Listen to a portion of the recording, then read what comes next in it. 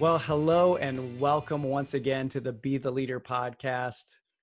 I say this every time, but I'm really excited for you to meet this guest today. I'm going to read his bio here in just a second, but I've only met him recently, but he's become a fast friend. And I think you're going to see why here in just a minute. But let me introduce you to Jeff McQueen, because Jeff McQueen is the president of McQueen Building Company. I mean, and let's face it, any guy with a last name that starts with MC's got to be cool, right? uh, Jeff McQueen is the president of the McQueen Building Company, and that company was originally formed in 2015 under the name Farmhouse Lux and Company by he and his wife Christine. Originally, the company was a custom furniture design build business where they repurposed timbers from a family farm and designed numerous tables and benches and other pieces for sale online throughout the country. Sounds pretty cool to me. Jeff had been in the high-end cabinetry business for 17 years as a designer, project manager, and then eventually an executive for a Pittsburgh-based general contractor. And he had intended to blend his experience in building casework and building teams and cultures that last. That's part that we'll probably get into here today. But he did that to found his own firm, combining his passion for high-end design with quality craftsmanship. So in 2017, Jeff and Christine officially launched McQueen Building Company. And their sole mission was really to transform the client experience working with general contractors. And they set up their 6 core values: being transparent, being reliable, being energetic, being humble, being inspiring, and caring. And I have to say, if you're watching this and you don't go out to Instagram and follow McQueen Building Company, you're going to be missing some amazing things that they're doing in the world of design and build. They just have an amazing, beautiful work that they do and beautiful craftsmanship. So that's my editorial comment. Welcome, Jeff. I'm so grateful to have you here on the call. Yeah, today. good to be with you. Yeah, man. Well, so tell me a little bit about your business journey and starting McQueen Building Company. Tell us a little bit about that story. Yeah, well, you kind of hit most of it. I think the thing that I might have missed in that introduction would be basically the why when it comes to. I think my journey is a lot like a lot of people. You work for someone, you see the things that they're doing well, and hopefully you can build on that or learn and take it with you. But also you look at the things that may not be done so well. Yeah. And I was never, I wouldn't say I was ever abused or mistreated as an employee by any means. Sure. I don't think anybody sets out in business to do that anyway. Right. But I think there's some real lessons about how we can treat people a little better. That will end up showing you how both the customer and the business profit from the way you treat people. And so forming McQueen Building Company for me was a mission to, like you mentioned, not just to change the taste in the customer's mouth dealing with contractors, but also the team inside the business. Changing the taste of what it means to actually also work for a general contractor or be an employee. So our passion behind starting McQueen Building Company really was a culmination of all of my experiences working for others and just trying to not reinvent the wheel. Like I said, build on the things that I think were done well. Then also take that culture aspect to the next level. And I think we're seeing the fruits of that now. Yeah, I love that. And talk about like culture for you. Why is that so important? Why is that work environment so important to you? It's actually really simple. I think I see it even in my children. When you like the people you work with and you're accountable to them, not because someone told you to be, but because you feel accountable, you can get more done with less people in a better environment when you trust and like the people you work with than if you don't. So we have a really strong passion for when we hire somebody, do I like them? But also, do I think they're going to fit with the guys, because we have a really unique group, and you have to fit in. So I'm passionate about it because I've watched it, I've seen it. Yeah. Yeah, sure. Well, and I know too that part of your organization is really being having a commitment to excellence, and I mean I see it in all of your posts, everything that you're doing. I mean all of the jobs that you're transforming are just done with such excellence, and so talk about that as part of like your culture too. Yeah. Well, David, so when you're a general contractor and you go meet Mrs. Smith for the first time and you're walking up to her door, you know you have a mountain to climb, to sort of get in her good graces, Mm, and for good reason, right? yeah. The industry has done some things really well, but I think one of the areas that we struggle in is being professional and accountable at all Mm, times. And so I know that I have some proving to do. So, for example, that excellence you spoke of isn't just in the craftsmanship. Not that long ago, I showed up on a job, and one of my guys had a shop vac stuck down the customer's golf bag, and he was wiping golf clubs off with Clorox wipes. And this was pre-COVID oh Clorox wipes. man. And I just asked him, "What are you doing?" Not in a, you know, not in a way that was condemning him. I just was curious. Like, Yeah. we weren't doing work in the garage, Yeah. and he said, "We're leaving it better than we found it. We'd staged some materials in here, and we don't want that taste in their mouth." And Man, that's when awesome. you hire the right culture, you don't teach people that. I didn't ask him to do that. Yeah. No one Yeah. asked him to do that. Right. So Right. that's the excellence beyond the craftsmanship that I think the culture naturally produces.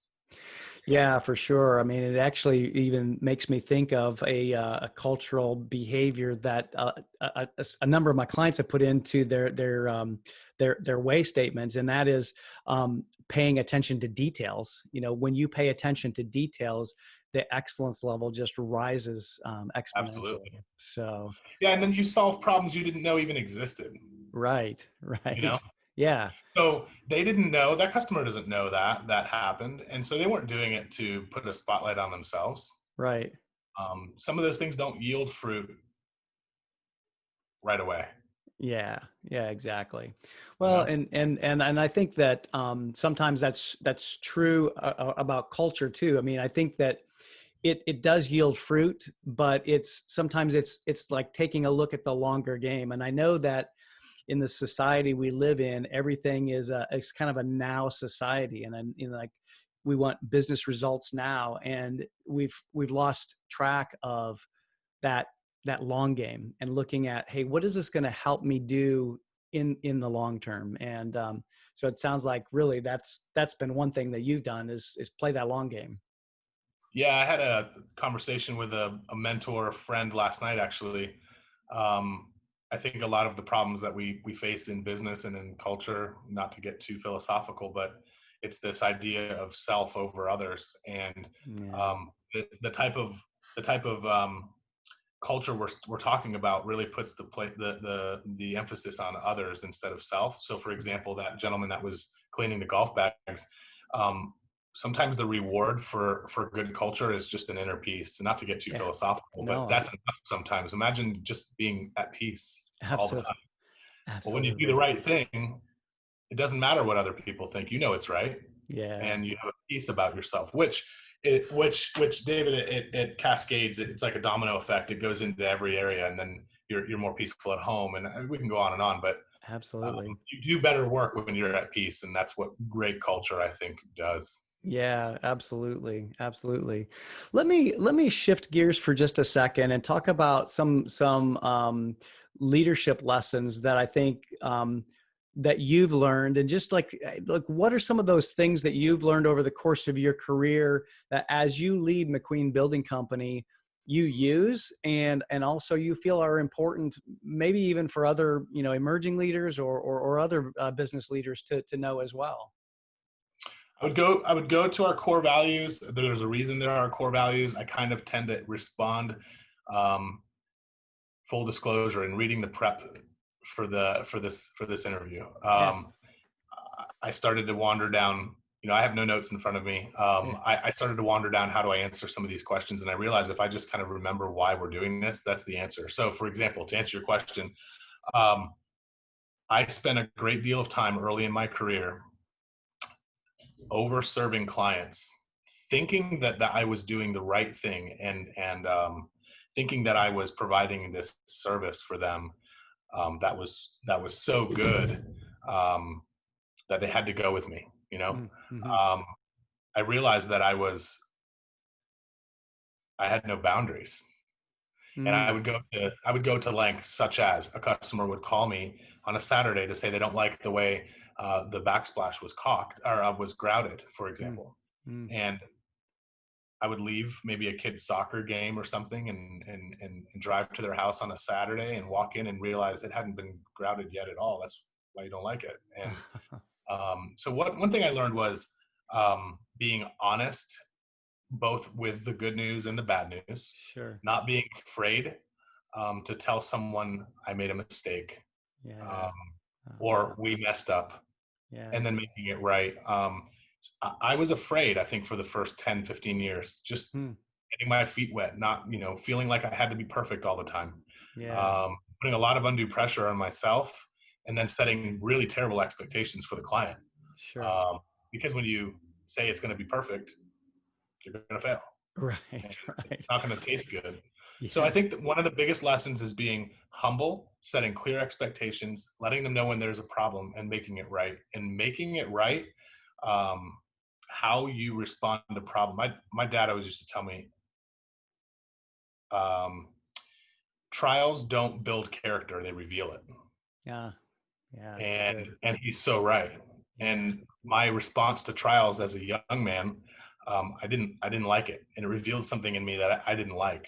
And Mm. I think it's just part of growing up too. but Sure. but being humble and honest and setting real clear expectations is probably one of the biggest lessons I've learned. And honestly, it's brought not just that piece we talked about, but it's Yeah. brought it's shortened it,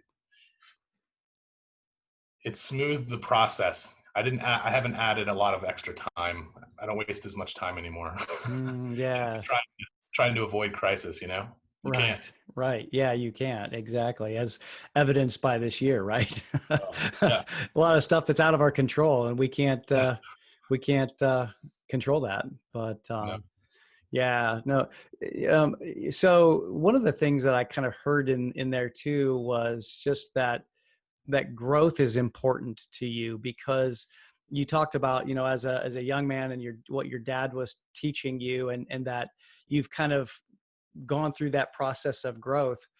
Talk a little bit about that as far as like how important is growth in, to you and to your company, to your team. Um, on a business level, I feel like growth is the goal, and I don't necessarily mean by percentage or anything. But if Yeah. you're not growing, you're dying. Yeah. Right. Um, but and that can be bottom line. It can be the team size. It can be the project scope. It can mean a lot of Right. things. Right. But I think the most important growth that we put the emphasis on is on personal growth in Yeah. general, Sure. learning the lessons that life is teaching you, whether you want to learn. Life is teaching us lessons, Yeah, for and, sure. and growing from them is a humble approach. Mm-hmm. It's necessary, or you're yeah. So Yeah. for all of our team, we spend a great deal of time talking about what can we learn from what happened, and even learning from the good things. It's not just bad things that teach us lessons. Sure. So Yeah. um, we put a pretty strong emphasis on sitting down and talking about the job, post job.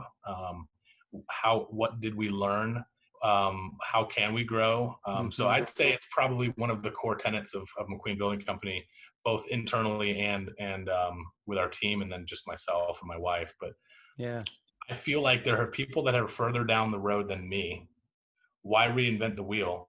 I'll talk to them. Hence, talking to you, David. I Yeah. mean, you Sure. a couple minutes down the road further than I am.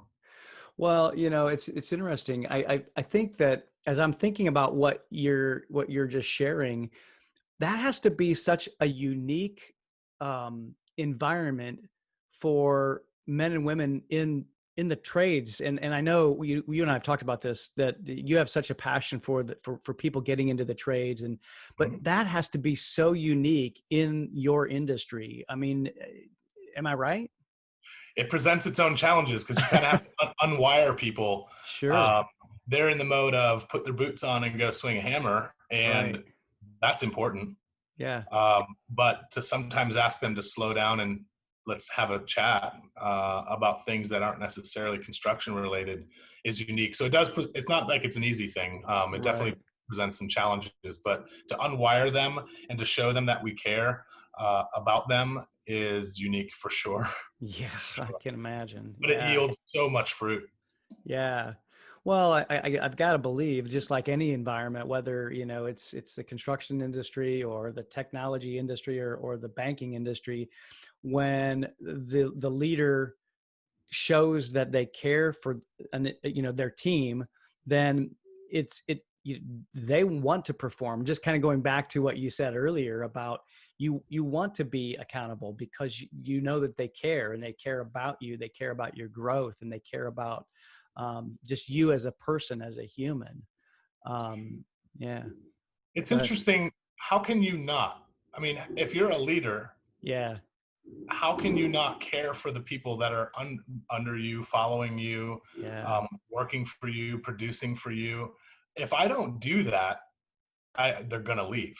Right. Right. It may not be because they say I don't care about them, but they're not going to like whatever the circumstance is. The environment won't be what it is now. Right.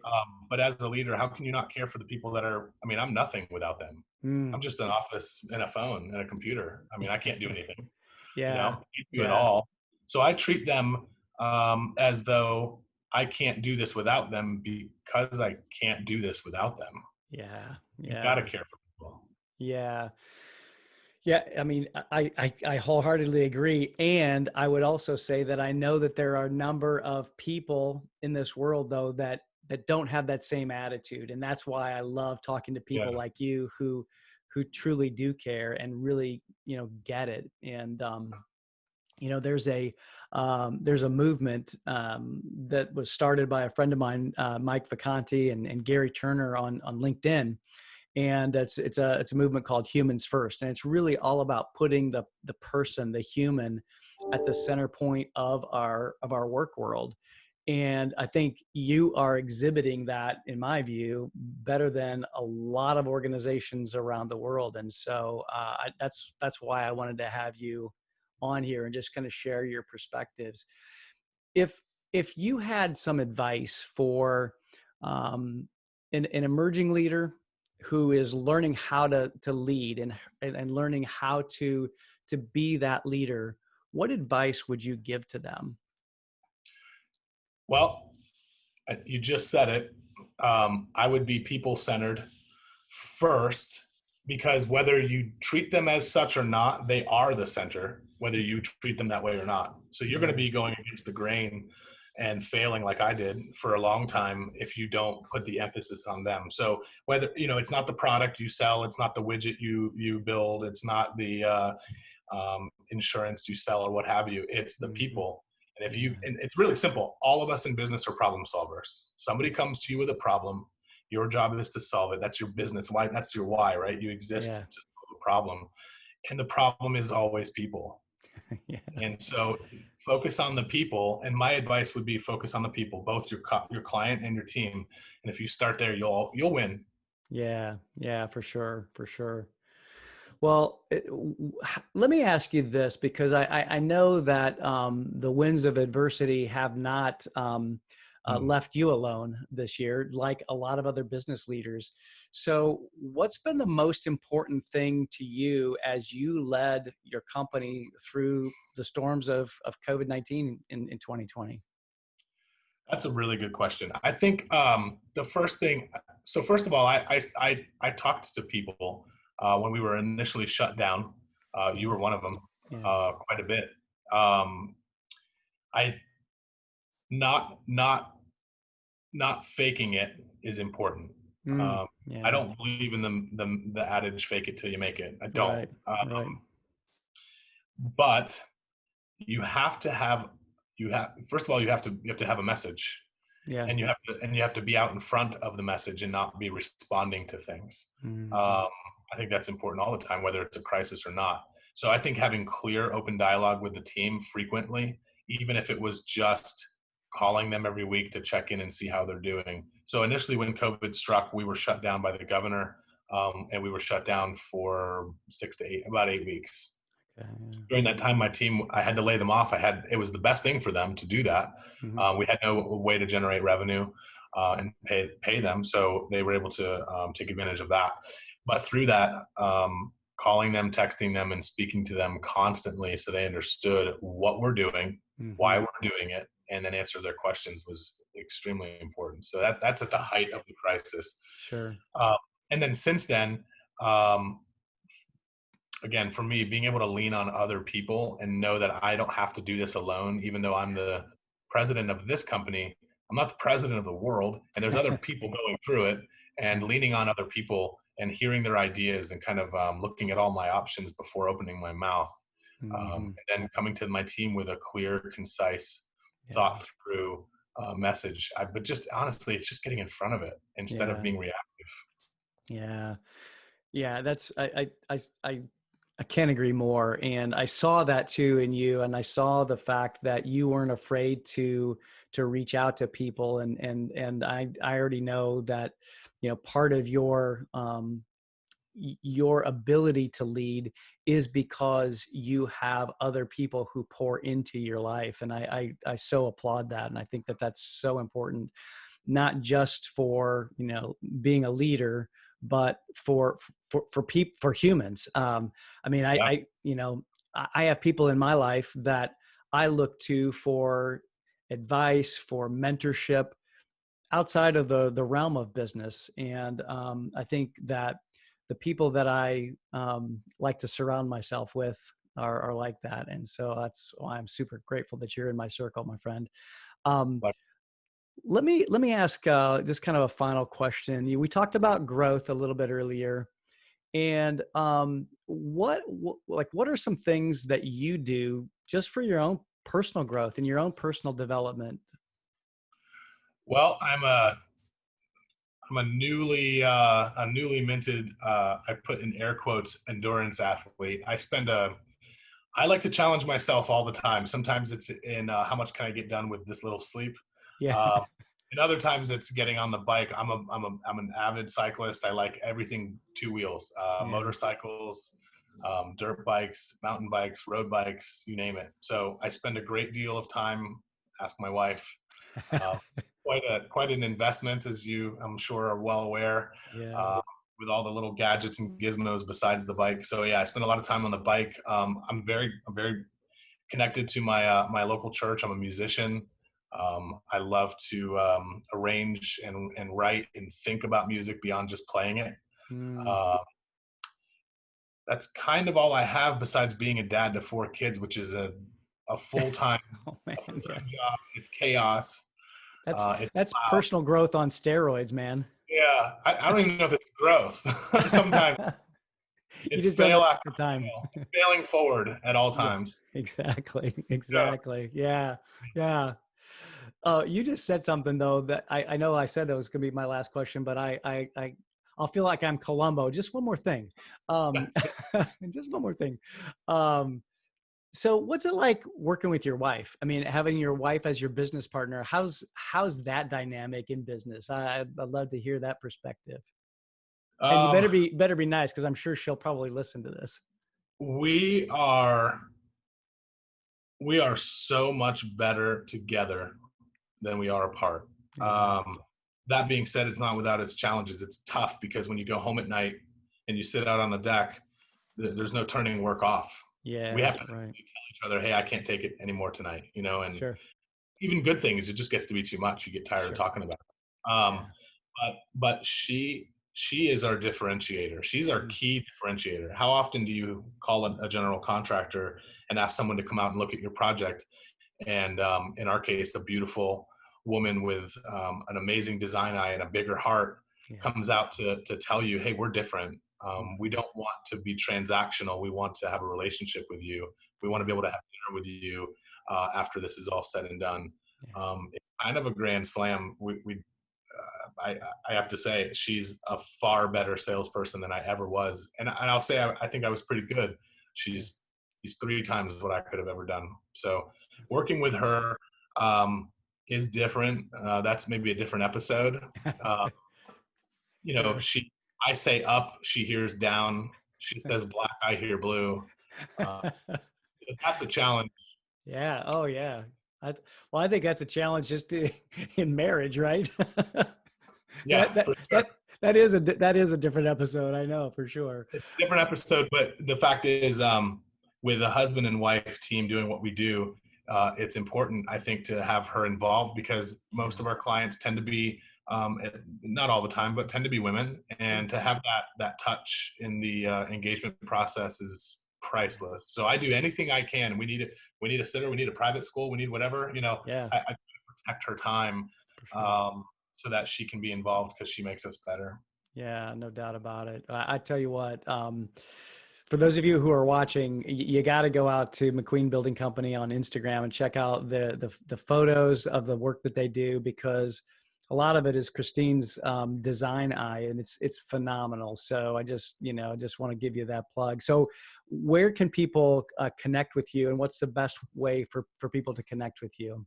Yeah, Instagram, Facebook, and YouTube, McQueen Building Co., all spelled out, or our website, mcqueenbuildingcompany.com. That'd be the Okay. best place to reach us, David. Awesome. Awesome. And if you're in the Pittsburgh region, and you have some work that you want to have done that you don't want to do yourself, because I know I don't need to be doing anything myself in the realm of construction. Let me tell you that. I can do this Yeah. all day long, but swinging a hammer is not the best use of my time. Let me tell you, you got to go check out mcqueenbuildingcompany.com and check them out, because they do amazing work. They, as you've heard here, they've got an amazing company. And what better way to then support our economy, to support a local business, than to check them out. So, um, Jeff, man, I so appreciate you as a business owner. I surely appreciate you as a friend, and really am so glad that you were able to share with us here today on the Be the Leader podcast. Thank you. Thanks so much, everybody, for watching.